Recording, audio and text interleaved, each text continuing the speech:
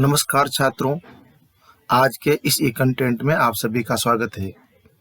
बच्चों, आज हम लोग सामाजिक मानव शास्त्र के अंतर्गत धर्म के प्रकार के बारे में अध्ययन करेंगे। तो प्रारंभ करते हैं।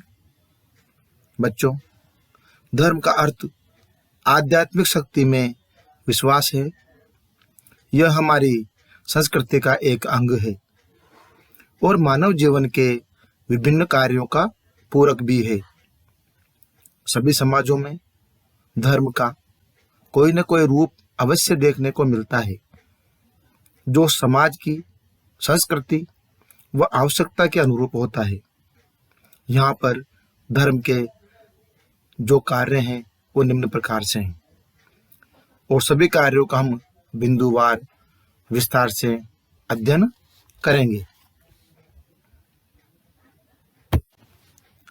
सबसे पहला बिंदु है मानसिक तनावों व संघर्षों से मुक्ति। बच्चों, हमारे समाजशास्त्री रेडक्लिफ ब्राउन और मेलिनोवस्की ने धर्म के इस मानसिक कार्य का उल्लेख किया है। व्यक्ति के दिन प्रतिदिन के जीवन में ऐसी स्थितियां उत्पन्न होती रहती है जब उसे क्रोध, घृणा, संघर्ष, तनाव, हीनता व उद्विग्नता आदि का सामना करना पड़ता है। और यदि ऐसी स्थितियां बहुत समय तक व्यक्ति के जीवन में बनी रहे तो उसका मानसिक संतुलन भी बिगड़ जाएगा और वह विक्षिप्त हो जाएगा। अर्थात कहने का अर्थ यह है कि वह व्यक्ति सामान्य स्थिति में कार्य करना असंभव कर देता है। इस संघर्ष में स्थिति से उत्तीर्ण होने के लिए व्यक्ति ईश्वर से प्रार्थना करता है और उस अलौकिक शक्ति के सम्मुख नतमस्तक भी होता है और ईश्वर के सम्मुख अपनी समस्या प्रकट करने पर स्वयं को तनाव रहित अनुभव करता है।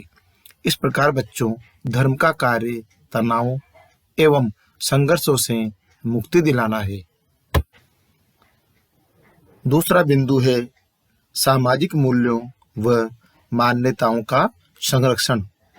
बच्चों, धर्म का एक कार्य यह भी है कि वह लोगों में पाप पुण्य व स्वर्ग नरक की कल्पना पैदा करके लोगों के मन में भय पैदा करते हुए सामाजिक नियमों को मानने के लिए प्रोत्साहित भी करता है, बाध्य करता है और प्रेरित करता है। धर्म यहाँ पर यह भी सिखाता है कि सामाजिक मूल्यों व मान्यताओं को मानने वाले को परलोक और इस लोक में सुख मिलता है, शांति मिलती है और उन मान्यताओं की अवहेलना करने वालों को इस लोक व परलोक में दंडित करने का भय दिलाता है।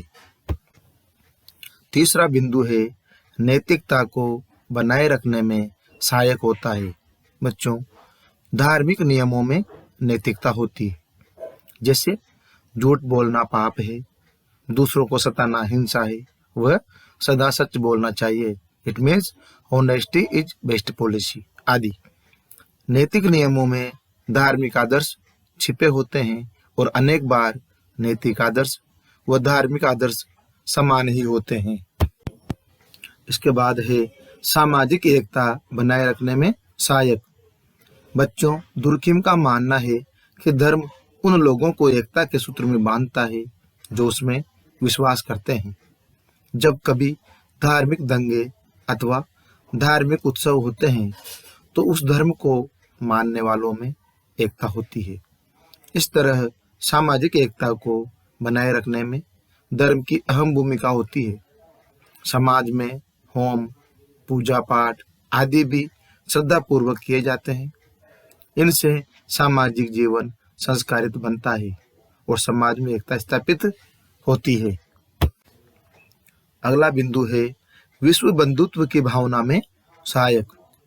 बच्चों, प्रत्येक धार्मिक व्यक्ति ईश्वर में विश्वास रखता है और अलौकिक शक्ति की उपासना करने वाले सभी व्यक्ति परस्पर विश्व बंधुत्व की भावना से जुड़े रहते हैं।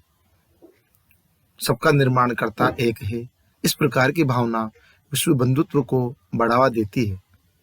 धर्म ने समय समय पर मनुष्य की अनेक संकटों से रक्षा की है और आज भी धर्म का महत्व कम नहीं है और धर्म ही व्यक्ति को भाईचारे की भावना से समन्वित भी करता है।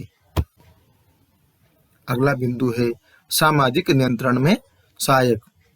बच्चों, धर्म यह बताता है कि समाज में व्यक्तियों के साथ हमें कैसा व्यवहार करना चाहिए, कैसे संबंध स्थापित करने चाहिए और परिवार के प्रति व्यक्ति के क्या कर्तव्य होने चाहिए आदि। जैसे माता पिता की सेवा करना व्यक्ति का धर्म है, न करने से पाप लगेगा। ऐसे विचार व्यक्ति को संतुलित बनाए रखते हैं, वह कोई गलत कार्य करने से डरता है। अतः कहा जा सकता है कि धर्म सामाजिक नियंत्रण में भी सहायक होते हैं। अगला बिंदु है सुरक्षा की भावना। धार्मिक व्यक्ति स्वयं को सुरक्षित अनुभव करता है। वह सोचता है कि मेरा ईश्वर है जो मेरी रक्षा करेगा। यह विचार ही व्यक्ति को सभी संकटों से बचाता है, कठिनाइयों पर विजय प्राप्त करता है और उसमें सुरक्षा की भावना भी भरता है। अगला बिंदु है सद्गुणों के विकास में सहायक।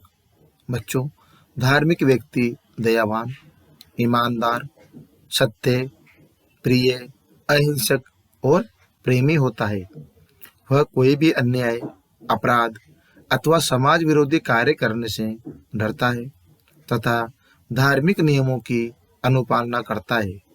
इस प्रकार धर्म व्यक्ति में सद्गुणों को विकसित भी करता है।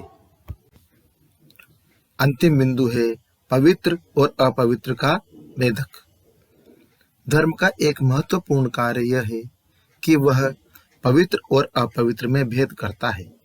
बच्चों, धर्म में पवित्र कार्यों की करने की स्वीकृति दी जाती है और अपवित्र कार्यों से बचा जाता है। धार्मिक कृत्य, पूजा पाठ, जप तप पवित्र कार्य हैं, अतः इन्हें करना चाहिए और अधार्मिक कृत्यों से बचना चाहिए क्योंकि वे अपवित्र होते हैं। इसके बाद अब हम जादू और धर्म में क्या संबंध है इसके बारे में विस्तार से अध्ययन करेंगे। बच्चों, जादू और धर्म को अंग्रेजी में मैजिक एंड रिलीजन कहा जाता है। बच्चों, धर्म और जादू व्यक्ति को संकट से उबारने की दो विधियां हैं। आदि मानव ने जीवन की वास्तविकताओं को जानने के लिए अलौकिक शक्तियों का आश्रय लिया। यह इस अलौकिक शक्ति के सम्मुख या तो नतमस्तक हो गया या उसकी पूजा अर्चना की, उसके अधीन हो गया अथवा स्वयं उस शक्ति पर नियंत्रण प्राप्त किया, उस पर दबाव डालकर उसे अपनी सेवा में ले लिया। पहली स्थिति अर्थात अलौकिक शक्ति के अधीन हो जाना धर्म के अंतर्गत आती है और द्वितीय स्थिति अर्थात अलौकिक शक्ति को अपने वश में कर लेना जादू के अंतर्गत आती है। इस प्रकार बच्चों, धर्म और जादू दोनों घनिष्ठतया संबंधित है। दोनों का ही संबंध अलौकिक शक्ति से है और दोनों व्यक्ति को कठिन स्थितियों व संघर्षों से बचाने के साधन है। यहाँ पर समाजशास्त्री मजूमदार तथा मदाम दोनों इस प्रकार की परिभाषा देते हैं कि जादू तथा धर्म दोनों सृष्टि के रहस्य में डूबे हुए हैं। दूसरे समाजशास्त्री हैं गोल्डन वाइजर। वो कहते हैं दोनों की जड़ें वैश्विकता में जमी हुई है। इस प्रकार धर्म और जादू दोनों ही वैज्ञानिक पद्धतियां हैं और इनमें अनेक समानताएं भी विद्यमान है। यहाँ पर हम जादू और धर्म में समानताएं बताएंगे। गोल्डन वाइजर के मत में धर्म और जादू दोनों किसी अति मानवीय व अलौकिक शक्ति से संबंधित है। दूसरा है मेलिनोवस्की का कहना है कि जादू और धर्म दोनों का जन्म भावात्मक आवश्यकताओं के परिणाम स्वरूप हुआ है, जैसे जीवन के संकट अथवा घृणा की स्थितियां आदि। उद्वेगों व तनाव की स्थितियों से मुक्ति दिलाने में दोनों ही समान रूप से संबंधित है।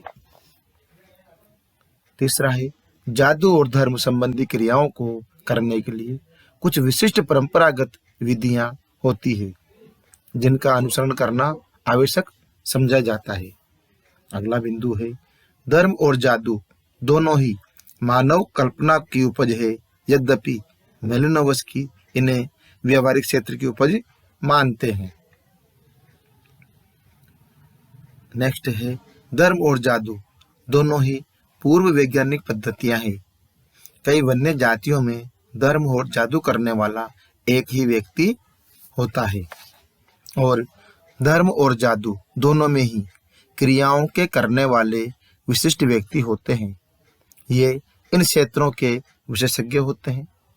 जादुई क्रिया करने वाला जादूगर कहलाता है और धर्म संबंधी क्रियाओं को करने वाला पंडित और पुजारी कहलाता है।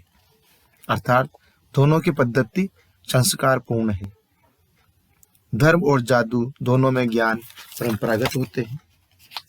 धर्म और जादू दोनों को करने की विशिष्ट विधियां होती है और ये विधियां परंपरागत है जिनका अनुसरण करना आवश्यक समझा जाता है। धर्म और जादू से संबंधित क्रियाओं को करने के लिए व्यक्ति को नित्य प्रति से भिन्न प्रकार का जीवन व्यतीत करना पड़ता है। अर्थात दोनों विधियों में निषेधों की अनुपालना करना आवश्यक होता है, अन्यथा उद्देश्यों की प्राप्ति में बाधा उपस्थित हो सकती है, ऐसा माना जाता है।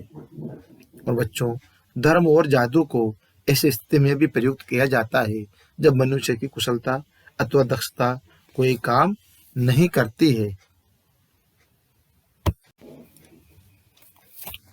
इसके बाद अब हम जादू और धर्म में अंतर के बारे में अध्ययन करेंगे। बच्चों, धर्म और जादू में निम्न प्रकार से अंतर कर सकते हैं। धर्म में व्यक्ति अति मानवीय शक्ति को स्वयं से श्रेष्ठ मानकर उसके सम्मुख नतमस्तक हो जाता है, जबकि जादू में उस अलौकिक शक्ति को अपने अधीन करके उससे अपने उद्देश्यों की पूर्ति कराता है।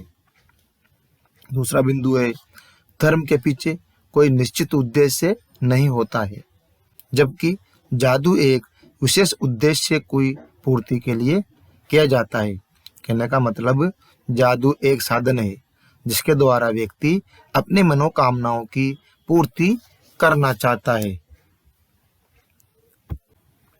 तीसरा बिंदु है, धर्म में अलौकिक शक्ति के प्रति आदर व उच्चता की भावना होती है। धार्मिक नेता उस शक्ति को मानता है, उसके प्रति सर्वस्व अर्पण करने को प्रस्तुत करता है, जबकि जादू में मनुष्य अलौकिक शक्ति पर विजय प्राप्त करना चाहता है, इसलिए वह उसे सात यांत्रिक शक्ति के समान व्यवहार करता है। चौथा बिंदु है, जादू व्यक्तिगत संपत्ति है। एक वंश से दूसरे वंश को हस्तांतरित की जा सकती है। यह रहस्यमय संपत्ति है, अतः इसे गुप्त रखा जाता है, जबकि धर्म एक सामाजिक तथ्य है। धर्म का हस्तांतरण नहीं किया जाता, न ही यह गुप्त या रहस्य में होता है।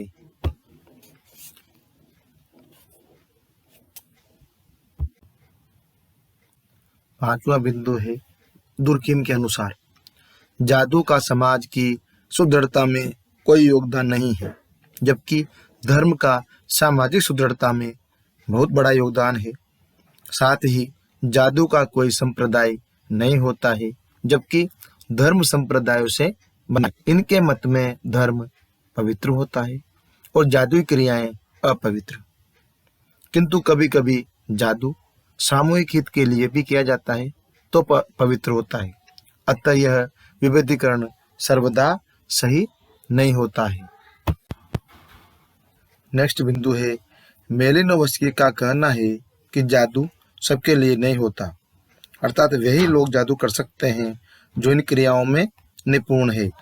इसके विपरीत धार्मिक कृत्य सबके द्वारा किए जा सकते हैं। अगला बिंदु है, धर्म में प्रार्थना सफल भी हो सकती है और असफल भी, जबकि जादू में अभिष्ट की पूर्ति अवश्य होती है। यदि जादू में सफलता नहीं मिलती तो उसका प्रभाव समाप्त हो जाता है और धार्मिक नेता अर्थात पुजारी, पंडित आदि को समाज में सम्मान की दृष्टि से देखा जाता है, जबकि जादूगर को समाज में उच्च सामाजिक प्रतिष्ठा प्राप्त नहीं होती है, क्योंकि उसे भय अथवा शंका की दृष्टि से देखा जाता है। अगला बिंदु है, यहाँ पर फ्रेजर का मानना है कि आदि मानव जादू टोने का सहारा लेता होगा। जब असफल हो गया तो धर्म अस्तित्व में आया, अतः जादू धर्म के पहले समाज में आया और धर्म की तुलना में वह प्राचीन है। अगला बिंदु है, जादू में विज्ञान की बाती कार्य कारण पर जोर दिया जाता है, अर्थात जादूगर परखे हुए नियम को उचित रूप में प्रयोग में लाता है और उसका परिणाम भी अवश्य निकलता है, जबकि धर्म में ऐसा आवश्यक नहीं है। फ्रेजर के मत में संसार के विभिन्न भागों में धार्मिक भिन्नताएं देखने को मिलती है, जबकि जादू में सर्वत्र समानताएं पाई जाती है। यहाँ पर लूसी मेयर भी ये कहते हैं कि धर्म और जादू का अंतर प्राणियों के साथ संबंध स्थापित करने में और शक्तियों के इच्छानुकूल संचालन में है, अर्थात धार्मिक क्रिया में संबंध स्थापन का विचार प्रबल है, जबकि जादू में इच्छानुकूल परिचालन का विचार प्रबल होता है।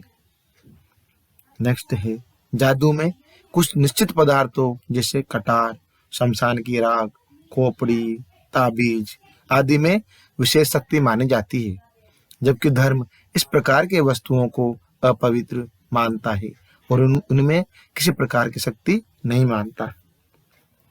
धर्म में आत्मा और परमात्मा में संबंध स्थापित किए जाते हैं, जबकि जादू में किसी आत्मा विशेष या शक्ति विशेष से ही संबंध स्पष्ट किए जाते हैं। मजूमदार और मदान के अनुसार इन दोनों में एक अंतर यह है कि जादूगर अपना कार्य गोपनीय ढंग से एकांत में करता है, इसके अनुयायी परस्पर अनभिज्ञ रहते हैं, जबकि धर्म का संपादन समाज के बीच सामूहिक रूप से होता है। यहाँ पर मेलिनोवस्की का मानना है कि जादू में उद्देश्य स्पष्ट और निश्चित होते हैं, जबकि धार्मिक उत्सवों का घटनाओं से कोई सीधा संबंध नहीं होता है। अर्थात अगर इसको हम दूसरे शब्दों में कहें तो जादू निश्चित उद्देश्यों को लेकर चलता है और धर्म के निश्चित उद्देश्य नहीं होते हैं। इसी प्रकार पिडिंगटन ने धर्म और जादू के कुछ तत्व बताए हैं।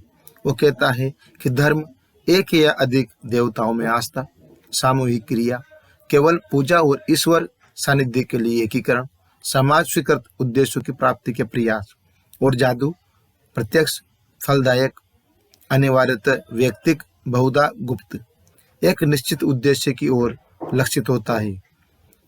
इस प्रकार बच्चों, आज हमने जादू और धर्म में संबंध और जादू और धर्म में क्या अंतर होता है इसके बारे में विस्तार से अध्ययन किया। धन्यवाद।